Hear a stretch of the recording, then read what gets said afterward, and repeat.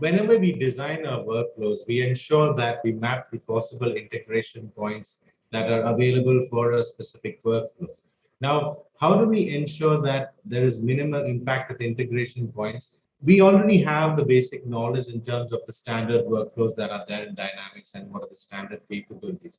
So when we get into our QA approach with a customer, we focus on the integration points and ensure that the validation is done sufficiently in terms of how the integration is working. Is there a message passing between them? We look at it at a functional as well as a non-functional standpoint. Our workflows, if we adopt the model-based design approach, the integration points are also designed into our workflows, and we're able to actually move from, let's say, Dynamics to maybe a third-party vendor, or Dynamics to maybe another API that's for another third-party solution, which is exposing an API to Dynamics. So we're able to test those integration points, be it at an API level or a mobile, with respect to the technology. We have an automation framework, or we have a solution that will actually validate it, that is agnostic in nature.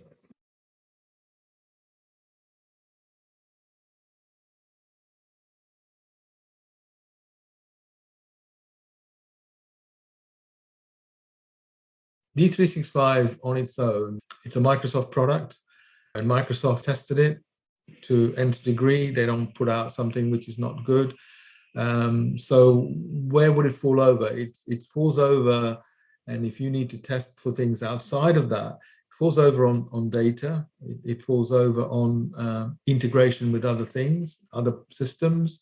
So performance could be perfect on D365, but the response from something else coming back might be pretty slow, and that might cause the whole system to be performance-wise a little bit slow. The whole performance testing sort of cycle is around identifying your key business processes, which might be different to somebody else's key business processes.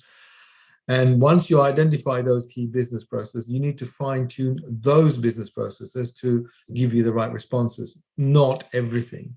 So, you know, it is an exercise that you follow by identifying the key business processes and then identifying the load that might come into that, and then see the responses and then fixing the problem. You want to make sure sometimes when you're doing some development, some implementation, you might use the highest level of security just to do your development. But then when it comes to actually using the system, obviously you can't give that privilege to everyone. You can only give the right privilege to the right person. You need to be able to test that privilege for that right person in the right way. So you need the right data, the right knowledge to be able to say, this person can only do this.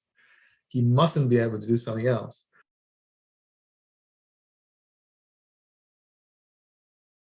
Our portfolio offers various types of non-functional tests focusing on user experience aspects of performance, accessibility, system availability, as well as compliance aspects from a security and data standpoint. However, we have tweaked our approach for Dynamics. Microsoft offers a financially backed 99.9% availability. So rather than focusing on the actual Dynamics applications, our strategy is to focus on the integration points and custom code written to meet the customer requirements. We adopt performance testing on the integration with third parties in the form of load and stress tests. Because the more you customize your Dynamics instance, the more susceptible it is to performance issues.